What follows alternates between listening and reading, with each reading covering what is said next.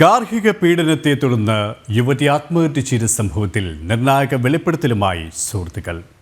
ആലപ്പുഴ മണ്ണഞ്ചേരിയിൽ പരസ്ത്രീ ബന്ധം ചോദ്യം ചെയ്ത ഭാര്യയെ മർദ്ദിച്ച യുവാവ് പിടിയിൽ. കുറ്റകൃത്യങ്ങളുടെ സമഗ്രതയുമായി കാക്കി.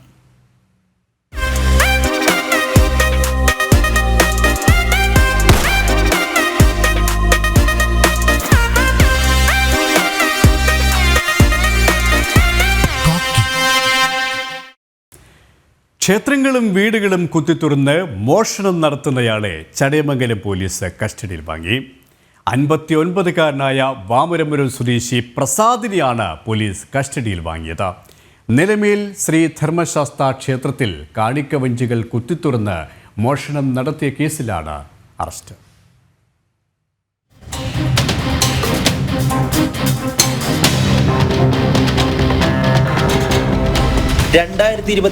ഡിസംബർ 24 കേസിനാസ്പദമായ സംഭവം.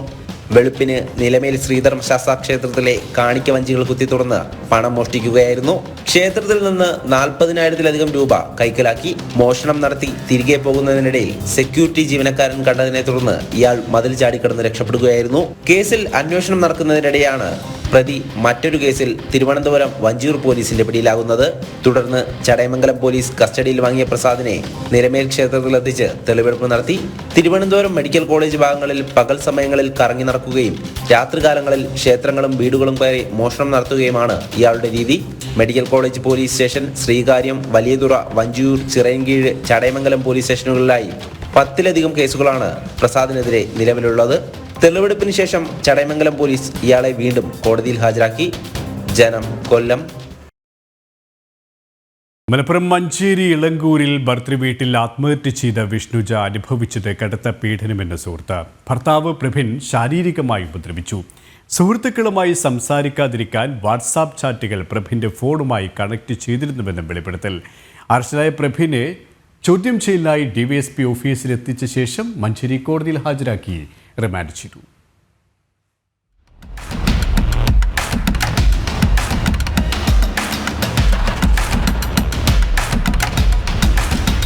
വ്യാഴാഴ്ച ഭർതൃവീട്ടിൽ ആത്മഹത്യ ചെയ്ത വിഷ്ണുജ അനുഭവിച്ചത് ക്രൂരമായ പീഡനമെന്ന് സുഹൃത്തിന്റെ വെളിപ്പെടുത്തൽ. കൂട്ടുകാരോട് പോലും സംസാരിക്കാൻ അനുവദിച്ചിരുന്നില്ല. അയാൾ അവളെ ഭയങ്കരമായിട്ട് ഉപദ്രവിക്കുകയായിരുന്നു. അവള് കഴുത്തിനേറെ പിടിക്കുകയൊക്കെ ചെയ്തിരുന്നു ഭയങ്കരമായിട്ട്.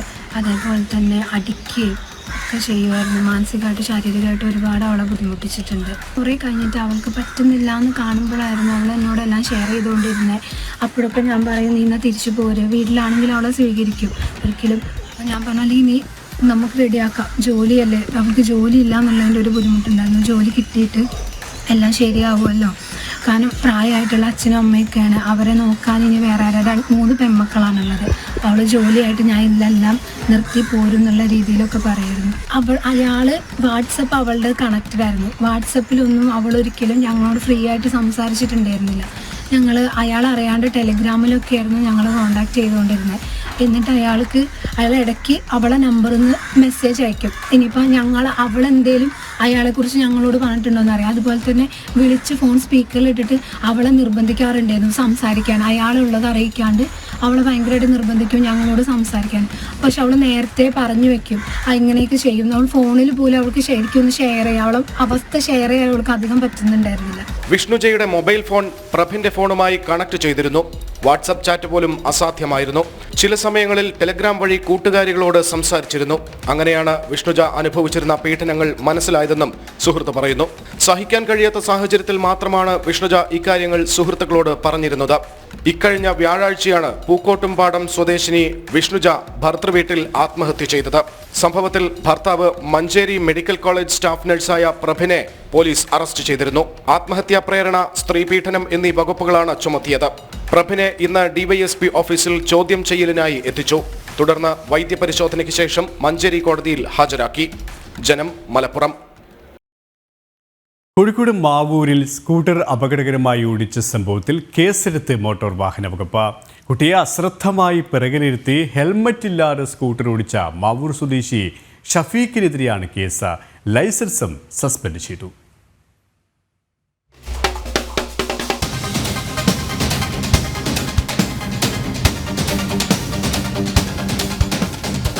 കാരണം നമ്മുടെ നിരത്തുകളിൽ പൊലിയുന്നത് എത്രയെത്ര ജീവനുകൾ, പരിക്കേൽക്കുന്നത് അതിലുമേറെ. എത്ര കണ്ടിട്ടും കേട്ടിട്ടും പഠിക്കാത്തതിന്റെ നേർസാക്ഷ്യമാണ് ഈ ദൃശ്യങ്ങൾ.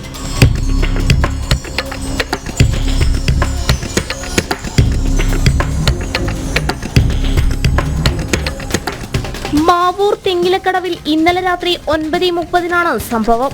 കുട്ടിയെ പിറകിലിരുത്തി തിരക്കേറിയ റോഡിലൂടെ സ്കൂട്ടർ ഓടിക്കുകയാണ്. രണ്ടുപേർക്കും ഹെൽമറ്റ് ഇല്ല. പിറകിൽ പുറം തിരിഞ്ഞിരിക്കുന്ന പെൺകുട്ടി മൊബൈൽ ശ്രദ്ധിക്കുകയുമാണ്. പിറകെ വന്ന വാഹനത്തിലെ യാത്രക്കാരനാണ് ഈ ദൃശ്യങ്ങൾ പകർത്തിയത്. ദൃശ്യങ്ങൾ ശ്രദ്ധയിൽപ്പെട്ട മോട്ടോർ വാഹന വകുപ്പാണ് കേസെടുത്തിരിക്കുന്നത്. ഹെൽമറ്റ് ഇല്ലാതെ വാഹനമോടിച്ചു, അശ്രദ്ധമായി വാഹനമോടിച്ചു എന്നീ വകുപ്പുകൾ പ്രകാരമാണ് കേസ്. ഷഫീഖിന്റെ ലൈസൻസ് സസ്പെൻഡ് ചെയ്തതായും അധികൃതർ അറിയിച്ചു. നിയമങ്ങൾ പാലിക്കേണ്ടതാണ്, കാരണം അത് നമുക്ക് വേണ്ടിയുള്ളതാണ്. നിയമലംഘകർക്ക് കൃത്യമായ ശിക്ഷ ഉറപ്പാക്കണം. സമൂഹത്തിന് കൃത്യമായ സന്ദേശവും അത് നൽകണം. ക്യാമറമാൻ സനലിനോടൊപ്പം ദിസ്ന സുരേഷ്, ജനം, കോഴിക്കോട്. ബാലരാമപുരത്ത് കൊല്ലപ്പെട്ട 2 വയസ്സുകാരിയുടെ അമ്മ ശ്രീതു സാമ്പത്തിക തട്ടിപ്പുകൾ നടത്തിയത് ഒറ്റക്കല്ലെന്ന് police. Thiruvithamkoor Devaswom board section officer എന്ന പേരിൽ വ്യാജ നിയമന ഉത്തരവ് തയ്യാറാക്കിയ ശ്രീതു പരാതിക്കാരനായ ഷിജുവിനെ സ്വന്തം ഡ്രൈവറായാണ് ഉപയോഗിച്ചിരുന്നത്. നിയമന ഉത്തരവിന് പുറമെ ദേവസ്വം ബോർഡിന്റെ പേരിൽ വ്യാജ തിരിച്ചറിയൽ കാർഡ് ഉൾപ്പെടെ തയ്യാറാക്കിയ സ്ഥാപനം പോലീസ് കണ്ടെത്തിയിട്ടുണ്ട്.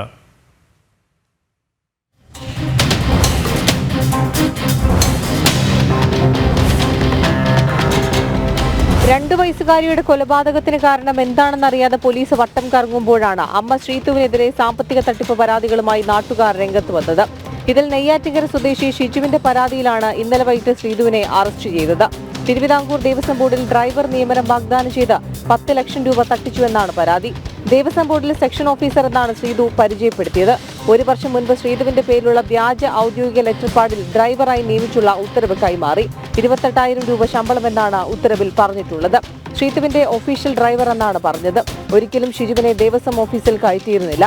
ആവശ്യം വരുമ്പോൾ ദേവസ്വം ബോർഡ് ഓഫീസിന് മുന്നിൽ കാറുമായി എത്താനായിരുന്നു നിർദ്ദേശം. അവിടെ വെച്ച് ശ്രീതു കാറിൽ കയറും. തുടക്കത്തിൽ ശമ്പളം കൃത്യമായി തന്നു. പിന്നീട് കുടിശ്ശിക വന്നു. പരാതിപ്പെട്ടപ്പോൾ 1 ലക്ഷം രൂപ ഒരുമിച്ച് നൽകി. കുഞ്ഞു മരിച്ചതുമായി ബന്ധപ്പെട്ട മാധ്യമ വാർത്തകൾ കണ്ടപ്പോഴാണ് തട്ടിപ്പിനിരയായെന്ന് മനസ്സിലായതെന്നാണ് ഷിജുവിന്റെ മൊഴി. വ്യാജ നിയമന ഉത്തരവ് തയ്യാറാക്കിയ സ്ഥാപനം പോലീസ് കണ്ടെത്തിയിട്ടുണ്ട്. തട്ടിപ്പിന് സഹായിച്ചവരുടെ വിവരങ്ങൾ ശ്രീതു പോലീസിന് കൈമാറി. പ്രാഥമിക അന്വേഷണം നടത്തിയ ശേഷം പോലീസ് സഹായികളെ ചോദ്യം ചെയ്യും. 10 പേര് ശ്രീതുവിനെതിരെ പരാതിയുമായി പോലീസിനെ ബന്ധപ്പെട്ടിട്ടുണ്ട്. ഇതിനിടെ കുഞ്ഞിന്റെ കൊലയ്ക്ക് കാരണം എന്താണെന്ന കാര്യത്തിൽ പോലീസിന് വ്യക്തത വന്നിട്ടില്ല. റിമാൻഡിൽ കഴിയുന്ന ഹരികുമാറിനെ ഇന്ന് കസ്റ്റഡിയിൽ വാങ്ങി വിശദമായി ചോദ്യം ചെയ്ത് ദുരൂഹത നീക്കാനുള്ള ശ്രമത്തിലാണ് പോലീസ്. ജനം, തിരുവനന്തപുരം. കോഴിക്കോട് ഫുഡ് ഡെലിവറി ജീവനക്കാരനായ യുവാവിനെ റോഡരികിൽ മരിച്ച നിലയിൽ കണ്ടെത്തി. ചെവരമ്പലം ബൈപ്പാസിൽ ഇന്ന് രാവിലെയാണ് മൃതദേഹം കണ്ടെത്തിയത്. എലത്തൂർ സ്വദേശി രഞ്ജിത്താണ് മരിച്ചത്.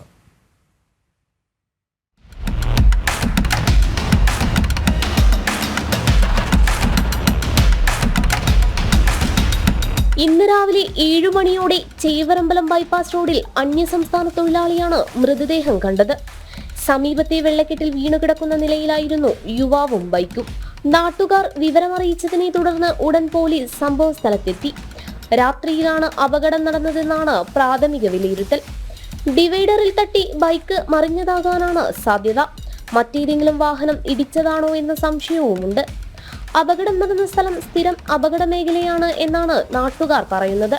ബന്ധപ്പെട്ടവരെ പലതവണ വിവരം ധരിപ്പിച്ചിട്ടും നടപടി ഉണ്ടായില്ലെന്നും നാട്ടുകാർ ആരോപിക്കുന്നു. ഇവിടെ 2 മാസം മുമ്പ് ആക്സിഡന്റ് ഇവിടെ ബൈക്ക് വീണത് ഈ വെള്ളത്തില്. അപ്പോൾ അന്ന് ഞങ്ങൾ പറഞ്ഞപ്പോൾ പറഞ്ഞ് ബൈപ്പാസ് പണി നടക്കുന്നതാണ്, അപ്പോൾ വണ്ടിക്കാരെ ശ്രദ്ധിക്കണമെന്ന്. വണ്ടിക്കാരെ എങ്ങനെയാ ശ്രദ്ധിക്കുക? അവിടുന്ന് ഒരു വണ്ടി വരികയാണെങ്കിൽ ഈ റോഡിൻ്റെ കറക്റ്റായിട്ടാണ് വരിക, ഇങ്ങോട്ട് വരിക. വേറൊരു വണ്ടി അങ്ങോട്ട് പോവുകയാണെങ്കിൽ ആ വെളിച്ചത്തിൽ ചെറിയ വണ്ടിക്കാർ കാണൂല. അല്ലെങ്കിൽ ഇതേമാതിരി ഒരു 2-3 അവിടെ കൊണ്ടുവച്ചാണ് പ്രശ്നമില്ല. ഈ ലോറിയൊക്കെ സൈഡിൽ നിർത്തിയിട്ട് കഴിഞ്ഞിട്ടുണ്ടെങ്കിൽ ഞങ്ങൾക്ക് അവിടെ വരാൻ കഴിയില്ല. ഞങ്ങൾ ഇവിടെ ഓടുന്ന ആൾക്കാരാണ്. നമുക്കിവിടെ ഇവിടുത്തെ ഏരിയ മനസ്സിലാവും, ഇവിടെ ഒരു കുഴി ഉണ്ടെന്നുള്ളത്. അല്ലാതെ പുറത്തുള്ള ആൾക്കാർക്കും നല്ലത് എവിടുന്നോ ഉള്ള ആളുകളെ കൈക്കോടെ പണിയെടുക്കുന്നത്, ഡെലിവറി ബോയ് ആയിട്ട് പണിയെടുക്കുന്നതാണ്. ഈ ഭാഗത്ത് റോഡ് പണി നടക്കുകയാണ്. സമീപത്തായി മുന്നറിയിപ്പ് ബോർഡുകളോ ബാരിക്കേഡോ വെച്ചിട്ടില്ല. ആവശ്യത്തിന് വെളിച്ചം പോലും ഈ ഭാഗത്തില്ല. രാത്രി ലോറികളടക്കം റോഡരികിൽ നിർത്തിയിടുന്നതും അപകടത്തിന് കാരണമാകുന്നതായും യാത്രക്കാരും പ്രദേശവാസികളും പറയുന്നു. സംഭവത്തിൽ ചേവായൂർ പോലീസ് കേസെടുത്ത് അന്വേഷണം ആരംഭിച്ചു. ജനം, കോഴിക്കോട്. സംസ്ഥാനത്ത് പിടിയിലായ ബംഗ്ലാദേശി നുഴഞ്ഞുകയറ്റക്കാരെ നാടുകടത്തും. പിടിയിലായവർക്ക് ഭീകരവാദ ക്രിമിനൽ പശ്ചാത്തലങ്ങളില്ല എന്നാണ് കണ്ടെത്തൽ. കേന്ദ്ര ആഭ്യന്തര വകുപ്പിന്റെ അനുമതി ലഭിച്ച ശേഷം എല്ലാവരെയും ബംഗ്ലാദേശിലേക്ക് അയക്കും. വ്യാജ തിരിച്ചറിയൽ രേഖകളിൽ പരവൂരിൽ തങ്ങിയിരുന്ന 27 ബംഗ്ലാദേശ് സ്വദേശികളായിരുന്നു പോലീസിന്റെ ഓപ്പറേഷൻ ക്ലീൻ പരിശോധനയിൽ വെള്ളിയാഴ്ച പുലർച്ചെ പിടിയിലായത്.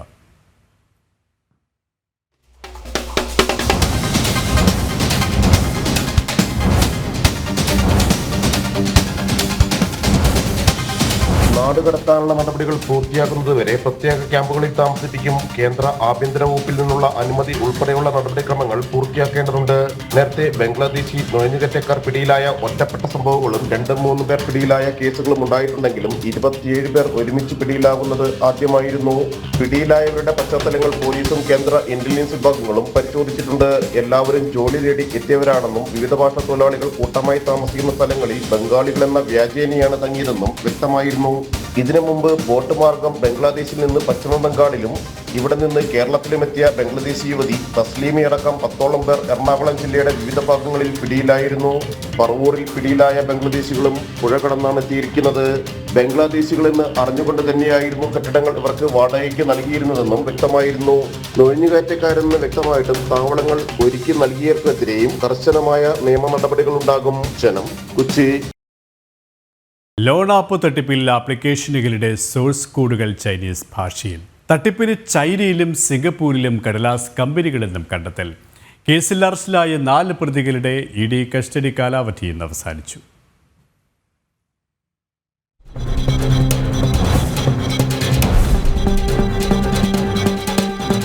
തമിഴ്നാട് കാഞ്ചീപുരം സ്വദേശികളായ ഡാനിയൽ സെൽവകുമാർ, കതിരവൻ രവി, ആൻഡോപോൾ പ്രകാശ്, അലൻ സാമുവൽ എന്നിവരായിരുന്നു അറസ്റ്റിലായിരുന്നത്. ജനുവരി 31 മുതൽ 4 ദിവസത്തെ കസ്റ്റഡി പൂർത്തിയാക്കിയ പ്രതികളെ ഇന്ന് കലൂർ PMLA കോടതിയിൽ ഹാജരാക്കും. ലോൺ ആപ്പ് തട്ടിപ്പിൽ കൂടുതൽ കണ്ണികൾ ഉണ്ടെന്നാണ് അറസ്റ്റിലായ പ്രതികൾ നൽകിയ മൊഴി. ഇന്ത്യയിലും വിദേശത്തു നിന്നും തട്ടിപ്പ് സംഘങ്ങളെ നിയന്ത്രിക്കാൻ വൻ ലോബികളുണ്ട്. ലോൺ ആപ്പ് തട്ടിപ്പിൽ ഉപയോഗിച്ച ആപ്ലിക്കേഷനുകളുടെ സോഴ്സ് കോഡുകൾ ചൈനീസ് ഭാഷയിലുള്ളതാണ്. ചൈനീസ് വെബ്സൈറ്റുകളാണ് തട്ടിപ്പിന് പിന്നിലുള്ളത്. വായ്പ, ബെറ്റിംഗ്, ഗെയിം ആപ്പ് തട്ടിപ്പുകളെല്ലാം ഒരേ സ്വഭാവമുള്ളതാണ്. കള്ളപ്പണം കടത്തുന്നതിന് നിരവധി ഷെൽ കമ്പനികൾ രൂപീകരിച്ചിരുന്നു. നേരത്തെ സമാനമായ തട്ടിപ്പിൽ 123 കോടി രൂപയുടെ അക്കൗണ്ടുകൾ ED മരവിപ്പിച്ചിട്ടുണ്ട്. ചില മലയാളികൾക്കും തട്ടിപ്പിൽ പങ്കുള്ളതായി വ്യക്തമായിരുന്നു. ഇവരെ കേന്ദ്രീകരിച്ചും അന്വേഷണം നീങ്ങുകയാണ്. അറസ്റ്റിലായവർ മഞ്ഞുമലയുടെ ഒരറ്റത്തുള്ളവർ മാത്രമാണെന്ന് ED കോടതിയിൽ വ്യക്തമാക്കിയിരുന്നു. വൻ കണ്ണികളാണ് പിന്നിലുള്ളത്. ലോൺ ആപ്പുകളിൽ കുരുങ്ങുന്നവരെ പിന്നീട് ലോണിനായി നൽകുന്ന ചിത്രങ്ങൾ മോർഫ് ചെയ്തും ഭീഷണിപ്പെടുത്തിയിരുന്നു. ക്രൈംബ്രാഞ്ചും പോലീസും രജിസ്റ്റർ ചെയ്ത കേസുകളിലാണ് ED അന്വേഷണം. ജനം, കൊച്ചി. ഇടുക്കി മൂലമറ്റത്ത് തേക്കിൻകൂപ്പിൽ പായയിൽ പൊരിഞ്ഞ നിലയിൽ മൃതദേഹം കണ്ടെത്തിയ സംഭവം കൊലപാതകമെന്ന് പോലീസ്. കൊലക്കേസ് പ്രതി ബേലിക്കാവ് സ്വദേശിയായ സാജൻ സാമുവലാണ് കൊല്ലപ്പെട്ടത്. സംഭവത്തിൽ ഒരാളെ കാഞ്ഞാർ പോലീസ് കസ്റ്റഡിയിലെടുത്തു.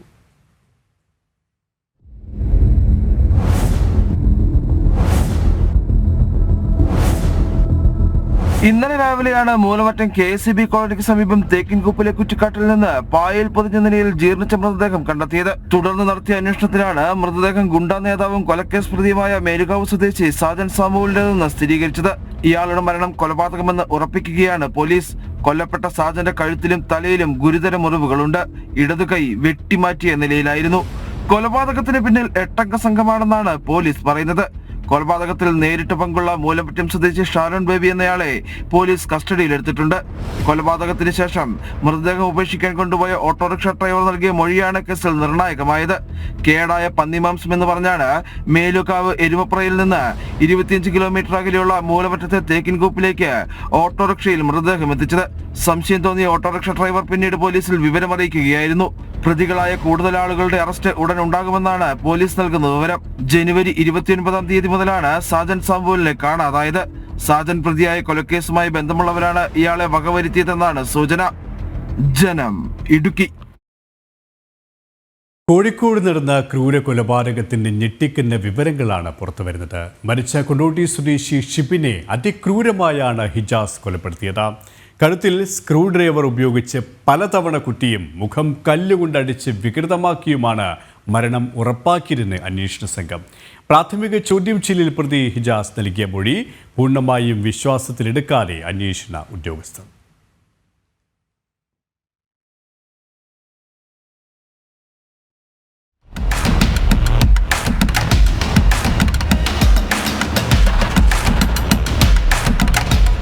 ഉറ്റ സുഹൃത്തായ ഷിബിനെ അതിക്രൂരമായാണ് ഹിജാസ് കൊലപ്പെടുത്തിയത്. കൊലയ്ക്ക് പിന്നിലെ പ്രധാന വില്ലൻ ലഹരിയാണെന്ന അന്വേഷണ സംഘം കണ്ടെത്തിക്കഴിഞ്ഞു. ഹിജാസിനും ഷിബിനും തമ്മിൽ മറ്റെന്തെങ്കിലും വൈരാഗ്യമുണ്ടോ? അതാണ് അന്വേഷണ സംഘം നിലവിൽ പരിശോധിക്കുന്നത്. കൊല്ലപ്പെട്ട ഷിബിനും ഹിജാസും ഉറ്റ ചങ്ങാതിമാരായിരുന്നു. മുൻപും പലവട്ടം ഇരുവരും ചേർന്ന ബൈപ്പാസ് മേൽപ്പാലം പരിസരത്തെത്തി മദ്യപിച്ചിരുന്നു. എന്നാൽ മദ്യപിക്കുന്നതിനിടെ ഷിബിൻ തന്നോട് ലൈംഗികാതിക്രമം നടത്തിയതിനാലാണ് ഷിബിനെ കൊലപ്പെടുത്തിയതെന്നാണ് പിടിയിലായ ഹിജാസ് പ്രാഥമിക ചോദ്യം ചെയ്യലിൽ പോലീസിന് മൊഴി നൽകിയത്. ഹിജാസിന്റെ മൊഴി പൂർണ്ണമായും അന്വേഷണ സംഘം വിശ്വാസത്തിലെടുത്തിട്ടില്ല. സ്ക്രൂ ഡ്രൈവർ ഉപയോഗിച്ച ഷിബിന്റെ കഴുത്തിന് പലവട്ടം കുത്തി. അരിശം തീരാതിരുന്ന ഹിജാസ് നിലത്ത് വീണ് പിടഞ്ഞ ഷിബിന്റെ മുഖത്തേക്ക് തൊട്ടടുത്തുണ്ടായിരുന്ന കല്ലുകൊണ്ടടിച്ചു. ജീവന് വേണ്ടി പിടഞ്ഞ ഷിബിന്റെ നിലവിളികളൊന്നും ഹിജാസിനെ കൊലപാതകത്തിൽ നിന്ന് പിന്തിരിപ്പിച്ചില്ല. നടന്ന ക്രൂര കൊലപാതകത്തിലെ പ്രധാന വില്ലൻ ലഹരിയാണെന്ന് അന്വേഷണ സംഘം ഉറപ്പിക്കുകയാണ്. ലഹരി ഇടപാടുമായി ബന്ധപ്പെട്ട പ്രതി ഇജാസിന്റെ ബന്ധു അടുത്തിടെ കൊല്ലപ്പെട്ടിരുന്നു. ഇതിന്റെ പ്രതികാരമായാണോ കൊലപാതകമെന്നും പോലീസ് അന്വേഷിക്കുന്നുണ്ട്. നടന്ന ക്രൂര കൊലപാതകത്തിന്റെ നടുക്കത്തിലും ആശങ്കയിലുമാണ് കോഴിക്കോട്ടെ രാമനാട്ടുകര നിവാസികൾ. നഗരത്തിൽ ലഹരി മാഫിയ വ്യാപകമാണെന്ന പരാതി നിലനിൽക്കെയാണ് ഈ ക്രൂര കൊലപാതകം. ജനം, കോഴിക്കോട്. മലപ്പുറം തൃക്കലങ്കോട് 18-കാരി തൂങ്ങി മരിച്ച നിലയിൽ ആൺസുഹൃത്ത് സജീറിനെ കൈഞ്ഞരമ്പ് മുറിച്ച നിലയിൽ മഞ്ചേരി മെഡിക്കൽ കോളേജിൽ പ്രവേശിപ്പിച്ചു. പുരിയത്ത് വീട്ടിൽ ഷൈമ സിനിവറാണ് മരിച്ചത്. കഴിഞ്ഞ ദിവസം ഷൈമയുടെ വിവാഹം ഉറപ്പിച്ചിരുന്നു. ഷൈമ ആത്മഹത്യ ചെയ്തത് അറിഞ്ഞ ശേഷമാണ് യുവാവിൻ്റെ ആത്മഹത്യാശ്രമം. ഇരുവരും അയൽവാസികളാണ്. വിവരങ്ങളുമായി ശിവദാസ് കന്മനം ചിരികാട്. ശിവദാസ്, എപ്പോഴായിരുന്നു സംഭവം? മറ്റു വിവരങ്ങൾ കൂടി. ഇന്ന് വൈകിട്ടാണ് സംഭവം ഉണ്ടായിരിക്കുന്നത്. മലപ്പുറം തൃക്കലങ്ങോട് ആണ് 18 വയസ്സുകാരിയായ പെൺകുട്ടിയെ തൂങ്ങി മരിച്ച നിലയിൽ കണ്ടെത്തിയത്. പുതിയത്ത് വീട്ടിൽ ഷൈമ സിനിവർ ആണ് മരിച്ചത്. ഇവരുടെ ആൺസുഹൃത്തായ സജീർ കൈഞ്ഞരമ്പ് മുറിച്ച് ഇപ്പോൾ മഞ്ചേരി മെഡിക്കൽ കോളേജ് ആശുപത്രിയിലാണ് ചികിത്സയിലുള്ളത്. ഇവരുടെ നില ഗുരുതരാവസ്ഥയിലാണ്. പക്ഷെ അതീവ ഗുരുതരാവസ്ഥയിലല്ല. നിലവിൽ അല്പം ആശ്വാസം ഉണ്ട് എന്നാണ് ആശുപത്രി വൃത്തങ്ങളിൽ നിന്നും നമുക്ക് ലഭിക്കുന്ന വിവരം. കഴിഞ്ഞ ദിവസമാണ് ഷൈമയുടെ വിവാഹം ഉറപ്പിച്ചിരുന്നത്. അതായത് നിക്കാഹ് കഴിഞ്ഞിരുന്നു. ഷൈമ ആത്മഹത്യ ചെയ്തത് അറിഞ്ഞ ശേഷമായിരുന്നു യുവാവിന്റെ ആത്മഹത്യാശ്രമം. ഇരുവരും തമ്മിൽ അയൽവാസികളാണ്. അതോടൊപ്പം തന്നെ ഇരുവരും തമ്മിൽ പ്രണയത്തിലായിരുന്നു എന്നാണ് നമുക്ക് ലഭിച്ച വിവരം. ഈ ഷൈമയുടെ വിവാഹം നിശ്ചയിച്ചതിന് ശേഷം ഇത് അറിഞ്ഞതിലുള്ള ഫീലിംഗ് അല്ലെങ്കിൽ ഇത് അറിഞ്ഞതിലുള്ള ദുഃഖത്തിൽ ആണ് ഇരുവരും ഇപ്പോൾ അത്തരത്തിൽ ഒരാൾ ആത്മഹത്യ ചെയ്തതും മറ്റൊരാൾ ആത്മഹത്യാ ശ്രമം നടത്തിയതും. KP ശിവദാസ് കന്മനമാണ് വിവരങ്ങൾ നൽകിയത്. തൃപ്പൂണിത്തുറ ഗ്ലോബൽ പബ്ലിക് സ്കൂൾ വിദ്യാർത്ഥി മിഹിർ ആത്മഹത്യ ചെയ്ത സംഭവത്തിൽ പൊതുവിദ്യാഭ്യാസ ഡയറക്ടറുടെ അന്വേഷണം ആരംഭിച്ചു. മിഹിറിന്റെ മാതാപിതാക്കളും സ്കൂൾ അധികൃതരും തെളിവെടുപ്പിനായി എറണാകുളത്തെ വിദ്യാഭ്യാസ ഡെപ്യൂട്ടി ഡയറക്ടറേറ്റ് ഓഫീസിൽ ഹാജരായി. സംഭവത്തിൽ ആത്മഹത്യാ പ്രേരണ കുറ്റം ചുമത്തി പോലീസ് കേസെടുത്തു. പൊതുവിദ്യാഭ്യാസ വകുപ്പ് ഡയറക്ടർ S. ഷാജഹാനാണ് അന്വേഷണത്തിന് നേതൃത്വം നൽകുന്നത്. മെഹിറിന്റെ രക്ഷിതാക്കളുടെ മൊഴി രേഖപ്പെടുത്തിയതിനു ശേഷമാണ് സ്കൂൾ അധികൃതരോട് വിശദീകരണം തേടിയിട്ടുള്ളത്. അതേസമയം മെഹിർ 3 മാസം മുൻപ് പഠിച്ചിരുന്ന Gems modern academy school vice പ്രിൻസിപ്പലിനെ അന്വേഷണ വിധേയമായി സ്കൂൾ മാനേജ്മെന്റ് സസ്പെൻഡ് ചെയ്തു. മെഹിറിന്റെ മരണവുമായി ബന്ധപ്പെട്ട് അന്വേഷണം നടക്കുന്ന സാഹചര്യത്തിലായിരുന്നു നടപടി. മെഹിറിന്റെ മരണം സഹപാഠികളുടെ റാഗിങ്ങിൽ മനനൊന്താണെന്ന് ആരോപിച്ച് കുടുംബം പോലീസിലും മുഖ്യമന്ത്രിക്കും പരാതി നൽകിയിരുന്നു. സംഭവത്തിൽ അന്വേഷണം നടത്താൻ വിദ്യാഭ്യാസ മന്ത്രി നിർദ്ദേശം നൽകിയതിന്റെ അടിസ്ഥാനത്തിലാണ് പൊതുവിദ്യാഭ്യാസ ഡയറക്ടർ നേരിട്ട് അന്വേഷണം നടത്തുന്നത്.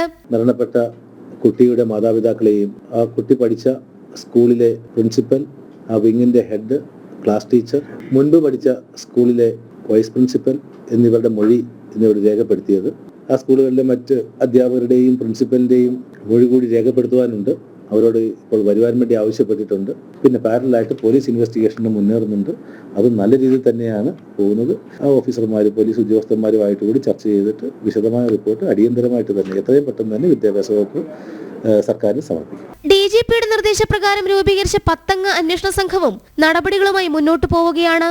കഴിഞ്ഞ ദിവസം സ്കൂൾ അധികൃതരെ ഇവർ ചോദ്യം ചെയ്തിരുന്നു. ആത്മഹത്യാ പ്രേരണ കുറ്റം ചുമത്തി കേസെടുത്തിട്ടുമുണ്ട്. നേരത്തെ അസ്വാഭാവിക മരണത്തിനായിരുന്നു കേസെടുത്തത്. എന്നാൽ പ്രതിപട്ടികയിൽ ആരെയും ഉൾപ്പെടുത്തിയിട്ടില്ല. ജനം, കൊച്ചി. കോഴിക്കോട് മുക്കത്ത് പീഡന ശ്രമത്തിനിടെ കെട്ടിടത്തിൽ നിന്നും ചാടിയ യുവതി തീവ്രപരിചരണ വിഭാഗത്തിൽ തുടരുകയാണ്. ഇന്നലെ രാത്രി ഹോട്ടൽ ഉടമയും 2 ജീവനക്കാരെയും ഉപദ്രവിക്കാൻ ശ്രമിച്ചപ്പോഴാണ് താഴേക്ക് ചാടിയതെന്നാണ് യുവതി പോലീസിന് മൊഴി നൽകിയത്. ഒളിവിൽ പോയ പ്രതികളെ കണ്ടെത്താൻ പോലീസ് തെരച്ചിൽ ആരംഭിച്ചിട്ടുണ്ട്.